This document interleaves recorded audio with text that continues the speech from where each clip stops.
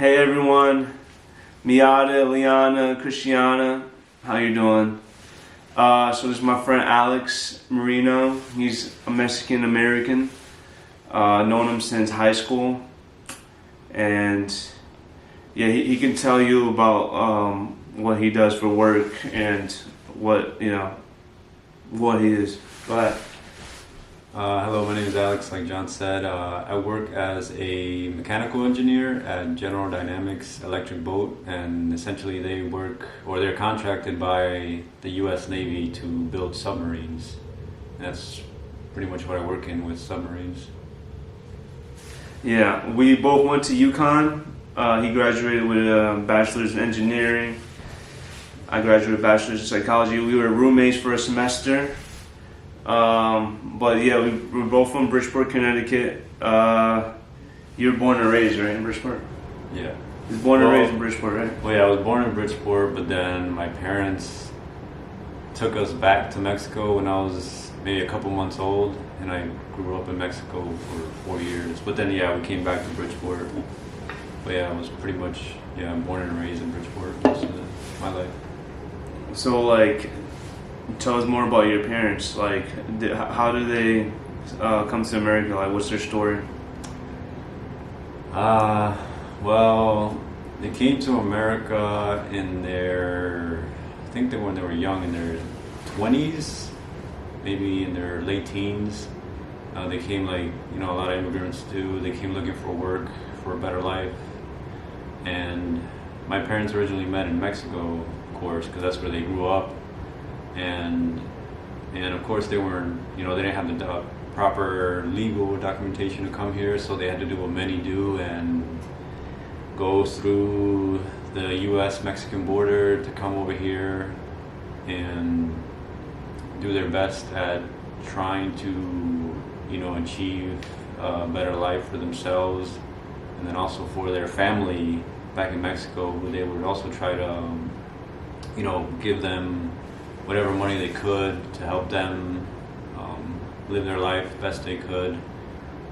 And then later on, of course, they decided to have children, and that's where we come in. And So, like, what year did they come to America? Probably in the maybe early 80s, mid 80s, I'd say, is when they came to America. And where were they exactly from? Like, what part of Mexico? They were from Puebla, the state of Puebla, Mexico, which is just a little bit south of Mexico City. So, like, how old were they when they came to America? Like, your mom and dad? Like I said, they were like in their maybe late teens. Oh, so they were like fresh out of high school. Yeah, so they were young when they came here, and they. And did they come by themselves, or did they go with people? No, they came with other siblings, other friends, and family who also wanted, similar life, or to achieve a similar life of, trying to do better for themselves. Yeah. So, like, what's the route? Like, do you know the timeline? Like, what each step was to them, leaving Puebla to get into America? Was it like, what's the story? Like, did they pay somebody to get them, across the border? Did they start in Texas? Did they find their way, take a bus all the way up to Connecticut? Like, how they end up in Connecticut? I've heard it. I haven't heard it exactly. I haven't heard that story exactly from my parents, but I've heard similar stories from some of my uncles who also have, come through the U.S.-Mexican border to look for a better life for their families as well. Mm-hmm. And essentially, it's you contact somebody who knows, somebody else. You give them some money. They get you as close to the border as they can, and then they give you a guide with a group of people. Mm-hmm. And they try to get you over the border. Either by hiking or on boat, mostly right? hiking, and then I'm not sure of a boat, because I'm pretty sure back then it wasn't as bad as it is now, but swimming across the border. Yeah, they probably swam across the Rio Grande, and then they had vehicles that were ready to pick you up at the border. And then I do remember my mom telling me one time that I think she came by herself. My dad came first, and then she came after. Yeah. And I do remember her telling me that she got like crammed in a vehicle like full of like 20 people, and it was like hard to breathe, and it's just everybody crammed together and just like this, you know, hot car, and you have to be in there for a couple hours, or you know, just take you from one spot to another, and then they just drop you off wherever at one main spot, and then from there you go your own way. So you probably want to have. Luckily, my mom had my dad already on this side, who could have just come by and get her, and pick her up and make it easier for her. But yeah, that's sort of how the story went. That's when crazy. you try to cross the border. It's easier. It was easier back then. You know, the wall wasn't as big or wasn't as extensive. Yeah. It wasn't as dangerous as it is now with all the drugs and cartels and all that stuff that's going on now. Yeah. So let's talk about your mom and dad. Like how, like, so when they were growing up, like what was it like? Did you ever talk to your parents about like how they grew up? Like how was their parenting style? Like were they like all raised to like prepare to go to America, like this dream? Like how were they raised at home? Like your parents? I mean, from what they've told me, they were. I mean, my dad and mom grew up in a farm, so from an early age they were taught to just work hard, and this is most likely what you're going to do for the rest of your life. Just work on a farm, you know, harvest, grow animals, and that's pretty much it. Cause my hard labor. Yeah, just pretty much hard labor. Because my dad, since he was like 5 years old, would get up at like 5 a.m., help my grandparents with the fields, you know, and all the crops, and then he would go to school and then come back, do his homework, and then again he would go out in the field and help my grandparents to do everything until late at night, until we had to go to bed, and had to do that, you know, the next day for years. And then same thing with his siblings. Yeah. And the same thing with my mom. She would have to do the same thing because she had like 10 siblings, I think.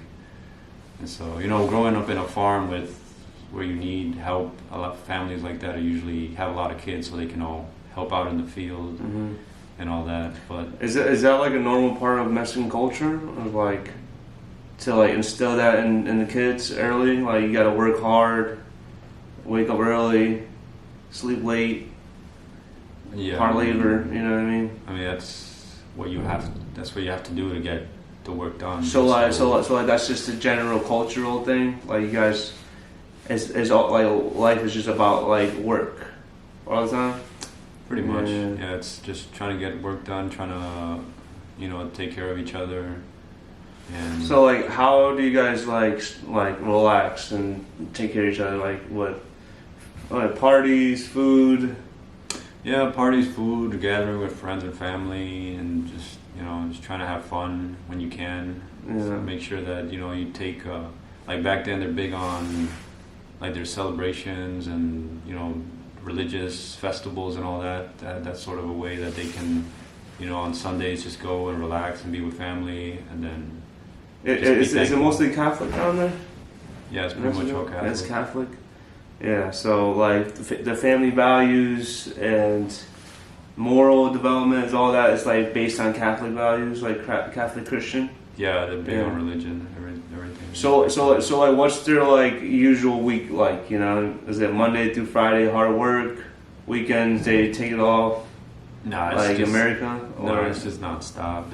Every day? Yeah, when I would vacation there, like when I was maybe in my teens, like I had friends, like I would have like similar cousins my age and other kids my age.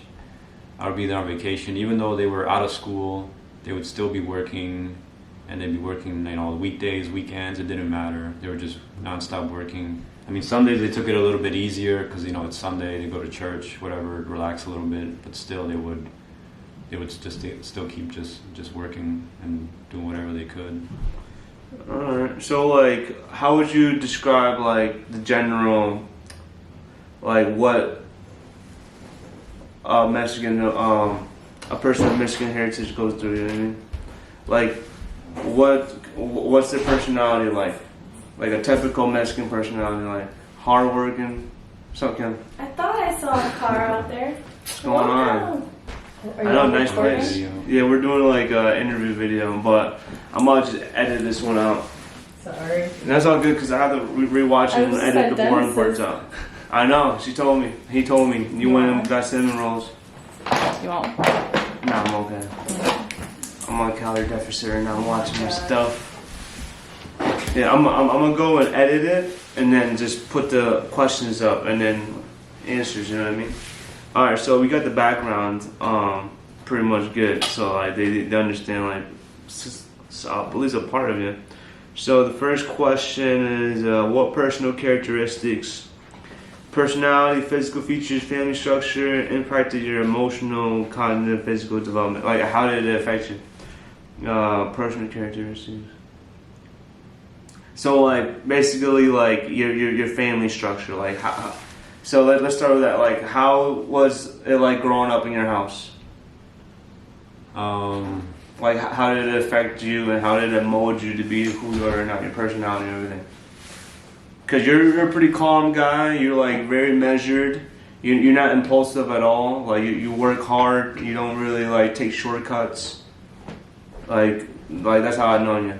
And I know some other people like from similar background. You know, like Hispanic, and they all have like a similar work ethic and the way they approach like their goals and values in their life. Yeah, I mean, a lot of that was just shaped by how, you know, my parents, they didn't have anything when they grew up, and then they were trying to do better for us, and then I saw how much my dad was working every day. You know, he'd be gone early in the morning, he wouldn't come back till late at night, and that sort of shaped how I want to do, or how I shaped my work ethic. You know, it's just not take shortcuts and stuff like you were saying. Yeah. And just do whatever you can to get as much done, to do as much as you can, and not just, you know, take the easy way out, because what you want sometimes isn't easy, and you just have to work at it if you really want it. And that's what your dad like told you, like that's how you raised you. Yeah, I mean, he never tried taking any shortcuts. He never tried, you know, taking the easy way out. He was always just working hard every day for hours, weekends, days. It didn't matter. So like, did he have time to like, you know, spend with you because he was working so much? Yeah, I mean, even besides that, like, you know, he worked so much, but still, he would come home and he would, you know, want to spend time with us on the weekdays too. He would work sometimes on the mornings, but then on the afternoons, he would just dedicate it to just me, my siblings, and my mom. Like how like he'll be at home watching TV, cooking, just talking to you guys, like playing around. I mean, he wouldn't really cook, you know, being like a, you know, from that culture, the men really didn't cook, but he would always, you know, be there, take us outside, play with us, ride our bikes, you know, take us to the park, take us to movies and stuff like that, just be there with us. Because he knew that he couldn't be there, you know, for a lot of portion of the weekdays because he would work late, and then we'd be in bed by the time he got home sometimes. So like weekends were like just dedicated to us mostly. Family time. Yeah. And was your mom the same way, like growing up? Yeah, my mom was the same way. Were they taking like, was it mom work in the morning, dad works like in the morning, or you know, did you guys like switch it off? Like who was watching it? Was there a babysitter? I mean, sometimes when we were little, we would go to like people. My mom would drop us off at people that she would know who could take care of us, but my mom would also sometimes, I think there was periods that I remember when I was growing up that she wasn't working, so she would be watching us. She would drop us off, she'll pick us up from school, and then she'll be watching us for the rest of the day until my dad got back. Yeah. So like, did that affect you at all? Like the uncertain schedule, always moving around, like, you know, not consistent. I mean, I think it kind of did, because I feel like I'm much closer with my mom than I am with my dad, because I feel like he wasn't always there on the weekdays, but I mean, he was still there. I still have a relationship with my dad, but it's just not as... Was it an emotional relationship wasn't there? Or like like he was physically there, yeah, but was he able to connect with you emotionally, or was he there for you financially? Of course, there's that. Financially, I think it was more like the emotional end. Like, it's kind of hard to talk to my dad. Is it cold? Sometimes, is this like a cold communication between you guys? Yeah, it sort of is. Yeah, I mean, I have the same sort of relation. I don't know if it's yeah, it's just like, yeah, we don't really connect like in an emotional level. We just talk here and there about, you know, stuff, but it's not really like at a deep level like sometimes I get with my mom. Mm. I mean, it doesn't even get that deep with mom either, but I feel like I share more with my mom than I do with my dad. And it's easier to talk to with my mom on, you know, more emotional stuff versus my dad. Yeah. Because I mean, she was there more often than my dad, so it's... Yeah, like that's like pretty common among like most kids. Like they're close to their mom. Yeah, because dad's always working. So that's like a normal part of their life. So like,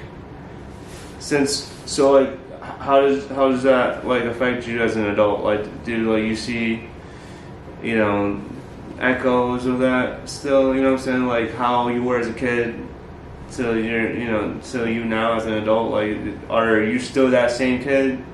You know what I mean? That's probably a bad question. Hold on, let me phrase that better. Like, so like, growing up, was your parents? Oh, you know what? This is a good question right here. So like, what was your parenting style? Were they like authoritative? Like they were hard on you when you weren't doing good, and then they were like cheering you on when you were doing good stuff, or were they like authoritative? Like they were very strict, bossy.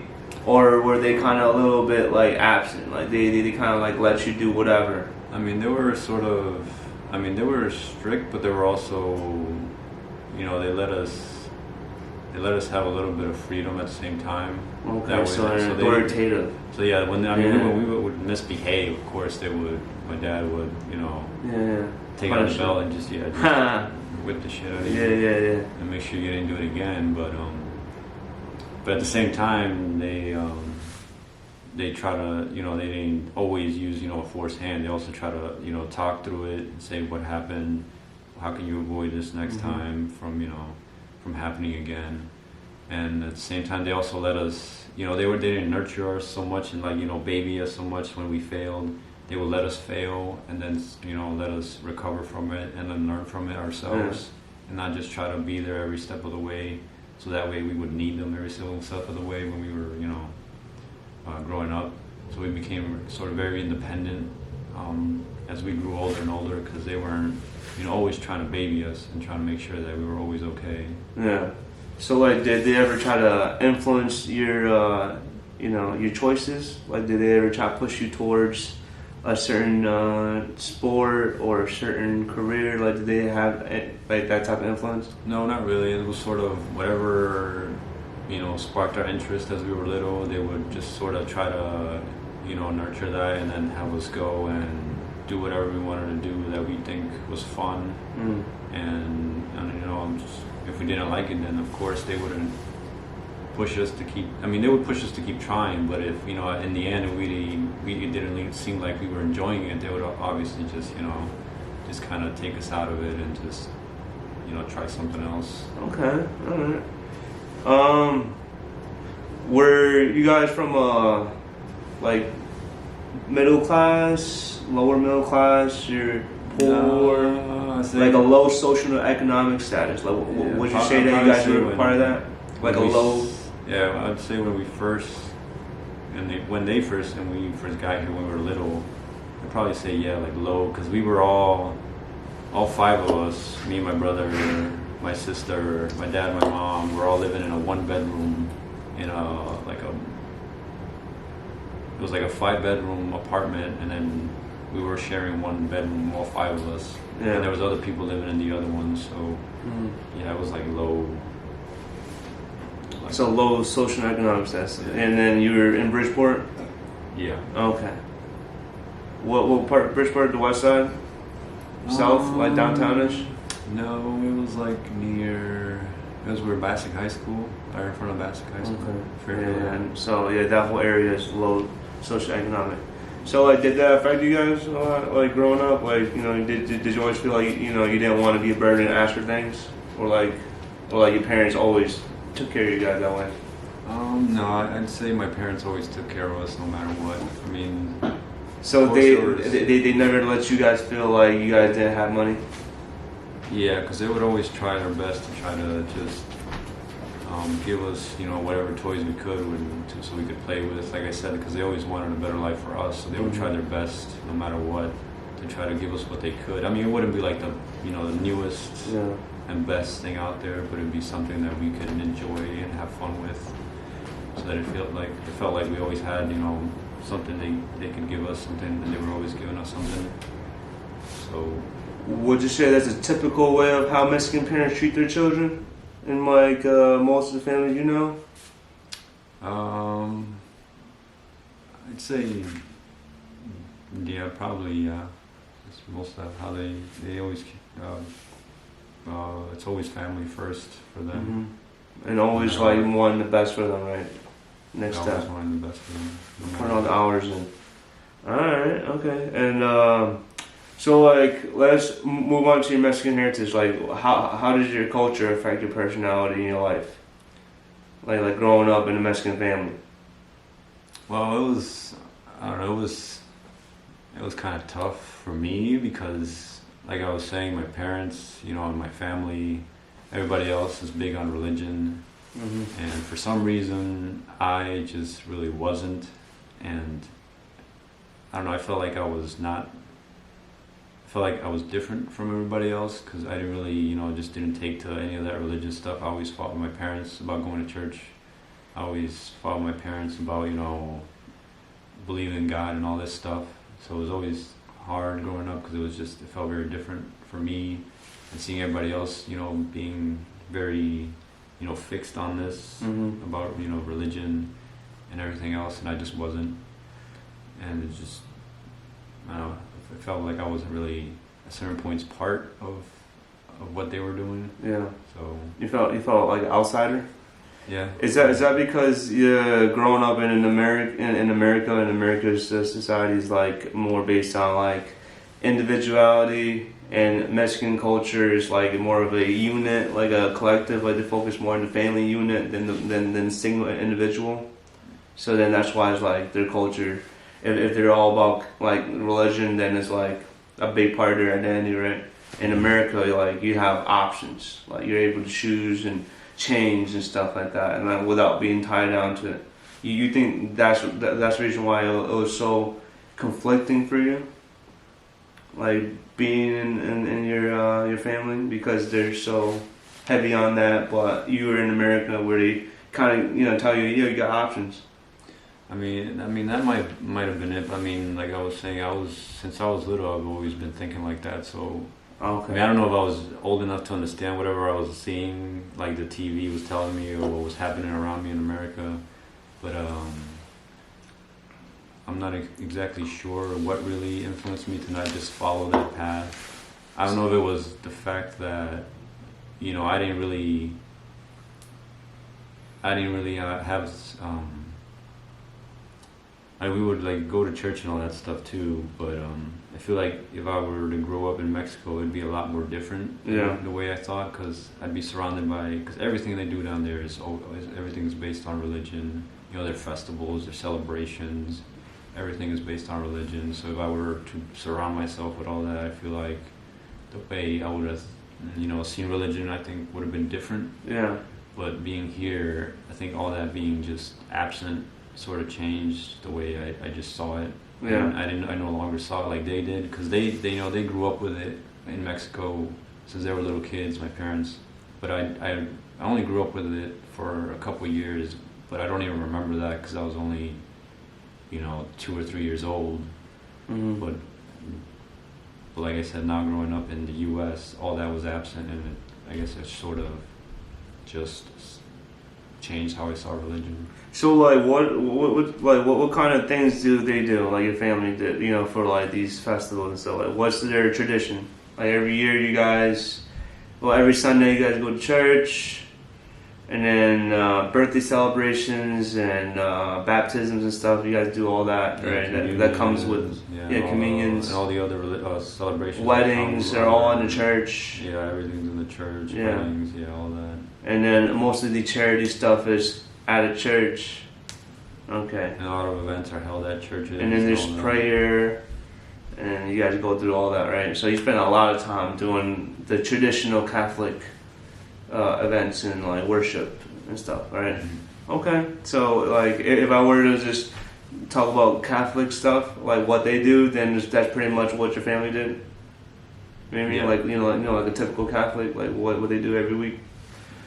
Okay, so like, how did that like impact you? Like did you like emotionally? Like did you always feel just like alone? Like you just did not like it? Did you feel frustrated because you just were sick and tired of it?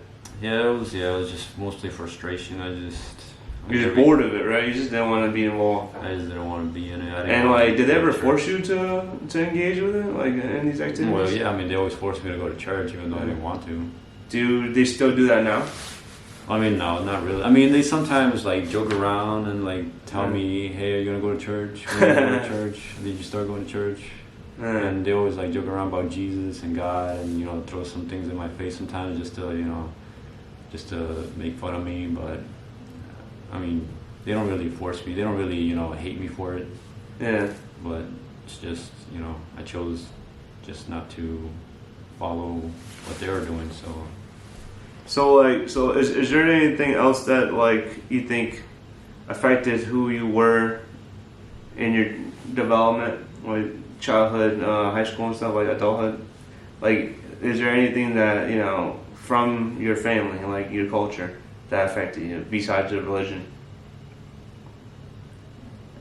I mean, we already talked about like the work ethic. Yeah, work the way ethic. they work. How about the that food? worked. How about the food? And then the social stuff, like Well, the food. I mean, yeah, I feel like it's like traditional Mexican food, like you guys, I feel like the if I tacos and stuff. if I was still in Mexico and having all that traditional food, I'd be probably like obese and like really unhealthy because that's what I see when I go on vacation there. Yeah. So like, what's the like? Is there like like what's their view on like drugs and like mental illness? I mean, Is there like a lot? Like schizophrenia, like depression. Is there a lot of anxiety? Like I mean, I don't really. you guys ever talk about remember- it, or like? No, we don't. Because really, I hear from like from certain people they say you just work through it. You just gotta go to work. Like you feel sad, depressed, just go to work. You just gotta that's- kind of like grind it that's how out. is sometimes, yeah, when people say they're they have anxiety or stuff, they just said just get over it, just keep working or doing Yeah. what you're doing. So it's not really like a priority like mental health. It's kind of put in the back burner because work and like providing for the family is more important than your feelings, right? Yeah, it's more that way. Yeah, it's like these sort of things that they're not really. So like what's your view on like people who use and abuse drugs or alcohol in Mexican culture? I mean, I guess people who, if they abuse alcohol, I guess they just see them as, they don't really, I don't know, I feel like they don't really look down on them. It's just sort of, they understand it's a way of them just finding an escape for what they're, the struggles of life and, how much hard work they have to do. Yeah, so it's like a coping mechanism that's accepted. Like like sort if of, somebody's yeah. a known drinker or smoker or something like that, then it's like, hey, they're just using it to deal with stress. But Yeah, with alcohol and like smoking and all that, yeah. I don't know about like hard drugs. I haven't really known anybody like on my side that's used, any really serious hard drugs like heroin or cocaine or whatever. But like, yeah, alcohol and cigarettes pretty much accepted. It's sort of, it's your way of coping. It's your way of, having fun. yeah, how about like cocaine and marijuana? I'm pretty sure they were also not. For those they probably wouldn't look at them favorably versus Yeah. alcohol and just cigarette smoking. So like alcohol and cigarettes, tobacco is like normal, Yeah, and like cocaine normal. and marijuana is kind of like no good. Like Yeah, they're looked at as not good, right? Yeah. And like there's a big, and then there's a big crime thing that goes down in Mexico. The cartel. Mm-hmm.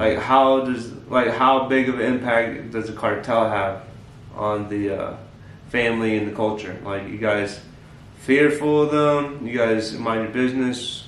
Like what's the view on cartels? It's weird. I mean, there's like a division between how people see the cartels in Mexico based on what I've noticed. It's Mhm. like some people, you know, they sort of, you know, praise them and sort of, you know, look up to them for what they're doing, you know, making money, doing whatever they want to do. But then there's also, of course, people that don't look at them that way, that, you know, they're just, you know, bad people. Yeah. Or, you know, just kill Just people like for stay just away. trying to- Yeah. stay away from them. Because it's funny, because when we went to Mexico, I think 2 years ago, like, we went to visit my grandma, and then I guess, you know, certain people have been kidnapped and around where she lives, certain people have been killed, but the way she talks about it, it's like a normal thing, like, you know, like she's so nonchalant, like it's, you know, it happens. It just happens. Like, you know, yeah, somebody got killed, okay, or kidnapped, okay. You know, it happens. Have you ever, like, do you know of anyone in your family that got kidnapped and murdered?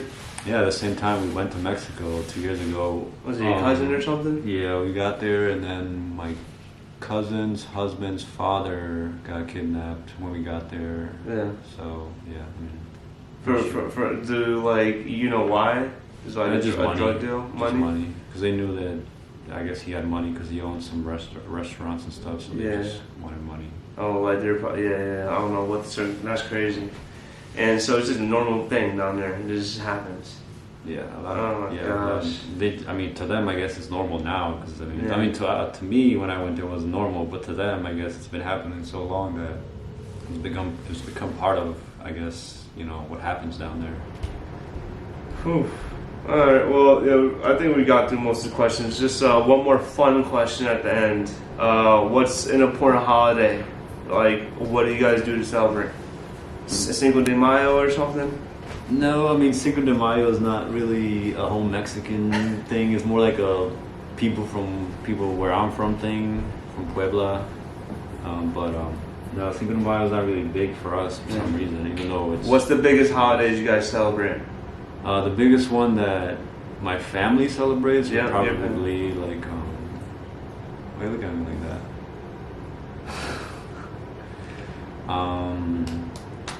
Of course, Christmas, but then there's also a couple days before Christmas called, I forgot what it was. Well, yeah, I guess Christmas, because they do a whole bunch of things leading up to Christmas. They do things Like what? Posadas, like days before that, they go to different people's houses. Explain what exactly, what was that, Posada? Posada, yeah. Was that a prayer? It's like they go to people's houses, they pray, they do the whole rosemary thingy, all the different chapters or whatever of the thing. And Like they have like Bible verses and stuff? yeah, Bible verses. They have Yeah. food. You know, they have, you know, they celebrate. They sing songs, and then that's pretty much what a posada is. They, you know, smash a piñata. A few days before Christmas? Yeah, it's. Every day before Christmas, or just like certain, like just one time? I think it's every day, starting from December, leading up to Christmas. Like the first day of December? I think so. Was it? Or was it from the 12 leading up to I think Christmas? it's from the 12th. Yeah, I So think it's from the December 12 12th all the way to because Christmas? 12 is also a big holiday for them because it's like Dia de la Guadalupe, which is like their Jesus' mom essentially. Mhm. So they celebrate her, and then from the 12th leading up to Christmas, they do posadas every day, you know, praying whatever, and then it's Christmas. Jesus is born, so that's the bigger holiday too. Alright, damn, so Christmas, big day. So piñatas, prayers, party, food, and that's for like 13 days straight. Yeah, pretty much 13 days. And is it planned? You guys are just showing up, having fiestas? Yeah, they did the church. Well, with my parents, when they do it, Yeah. the church plans it. They find people. What kind and of food is there? They have. They have ponche. It's like a type of drink. It's like a hot cider. Yeah, it's Hot like cider? It's like a Kind but it has like different. It has fresh fruit all mixed in it too. Mhm. But it's hot. Yeah, it's a hot drink. They have was it atole too? Atole, which is like a milk-based drink. It's like eggnog?